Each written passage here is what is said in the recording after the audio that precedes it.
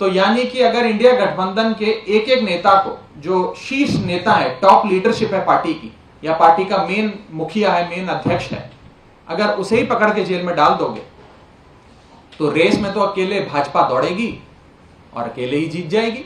বৃহস্পতিবার এটি দিল্লির মুখ্যমন্ত্রী অরবিন্দ কেজরিওয়ালকে গ্রেফতার করতে পারে বলে দেশ জুড়ে জল্পনা তৈরি হয়েছে। এর মধ্যেই বুধবার সাংবাদিক বৈঠক করে বিজেপির নেতৃত্বাধীন কেন্দ্রীয় সরকারকে তীব্র আক্রমণ করলেন আপ নেতা রাঘব চাড্ডা।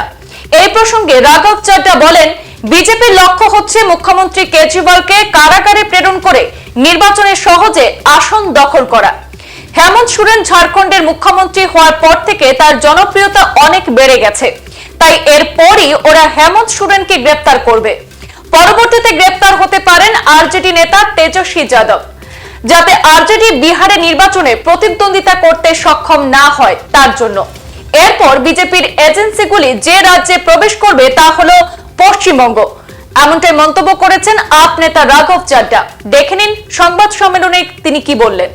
जो मेन नेता है इंडिया गठबंधन के, उन्हें पकड़ के जेल में डाल दो।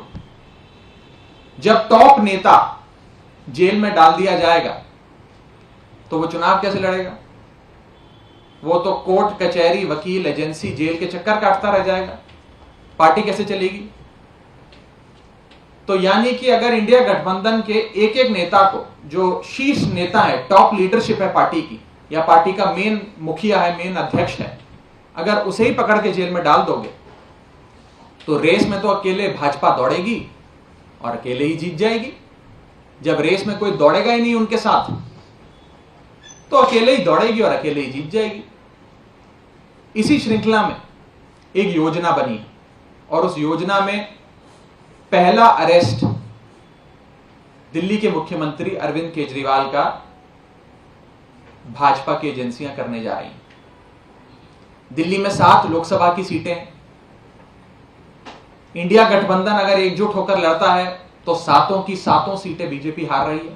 आप भी जानते हैं, हम भी जानते हैं। और ये 7 की 7 की सीटों की हार बीजेपी को इतना सता रही है कि वो अपने अरेस्ट की शुरुआत दिल्ली से करने जा रहे हैं और पहला अरेस्ट अरविंद केजरीवाल जी का करेंगे, ताकि इन 7 सीटों पर आम आदमी पार्टी लड़ने लायक ना रहे। जब नेता ही नहीं होगा तो पार्टी कैसे चुनाव लड़ेगी? और अरविंद केजरीवाल जी को जेल में डालो, 7 सीटें दिल्ली की अपनी जेब में डालो, यह भाजपा का लक्ष्य है।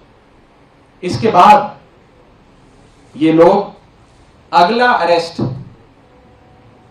जो करने जा रहे हैं वो एक ऐसे राज्य का है जिसमें 14 सीटें आती हैं। 14 की 14 लोकसभा सीटों पर भाजपा की हालत खराब है। और ये झारखंड राज्य, जिस राज्य में जेएमएम पार्टी की सरकार बनी, जब से हेमंत सोरेन साहब वहां के मुख्यमंत्री बने तब से उनकी लोकप्रियता इतनी बढ़ती गई कि वो भाजपा जो 2019 में 14 में से 12 सीटें झारखंड की जीती थी, आज 14 में से 4 सीटें भी जीतती नजर नहीं आ रही है। इसी के चलते अगला अरेस्ट वे हेमंत सोरेन साहब का करेंगे और झारखंड की रेस में अकेले ही भाजपा दौड़ेगी, अकेले ही जीतेगी, ये लक्ष्य है।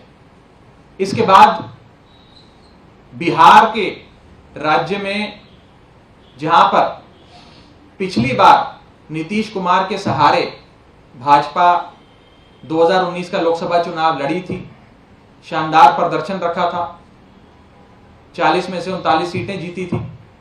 उस राज्य में जब से नीतीश कुमार जी ने उनका दामन छोड़ा और आरजेडी और जेडीयू ने मिलकर सरकार बनाई, तभी से ये योजना बन गई कि आरजेडी की टॉप लीडरशिप जो है उसे पकड़ के जेल में डालो। इसी श्रृंखला में अगला अरेस्ट आरजेडी के नेता तेजस्वी यादव का हो सकता, ताकि आरजेडी पूरी तरीके से बैठ जाए और बिहार में चुनाव लड़ने लायक ना रहे। रेस में अकेले भाजपा दौड़ेगी, अकेले जीत जाएगी। इसके बाद अगला राज्य जहां पर भाजपा की एजेंसियां अपनी दस्तक देने वाली हैं वो है वेस्ट बंगाल। बंगाल वो राज्य जहां पर भाजपा ने पूरे दमखम से राज्य का चुनाव लड़ा, विधानसभा का चुनाव लड़ा, खूब पैसा भी खर्चा, समय भी लगाया, नेताओं को, बड़े से बड़े नेताओं को उतारा, लेकिन कुछ खास नहीं बना। और ममता बनर्जी की तृणमूल कांग्रेस बेहतरीन मार्जिन के साथ विधानसभा की सीटें जीती और अपनी सरकार बनाई। तो वे समझ गए कि बंगाल में ममता बनर्जी को हराना मुश्किल है। हराना मुश्किल है तो एक ही उपाय है, ममता बनर्जी और अभिषेक बनर्जी को पकड़ के जेल में डालो। अगर उन्हें जेल में डाल देंगे तो बंगाल में हमारे लिए राह आसान हो जाएगी। अकेले रेस में भाजपा दौड़ेगी, अकेले रेस में भाजपा जीत जाएगी। तो अगला जो इनका दस्तक होगी झारखंड और बिहार के बाद, वो बंगाल के राज्य में होगी, जहां 42 लोकसभा सीटें आती हैं, बड़ा राज्य। সংবাদ এই পর্যন্তই, ফিরছি পরবর্তী অন্যান্য আপডেট নিয়ে। ধন্যবাদ।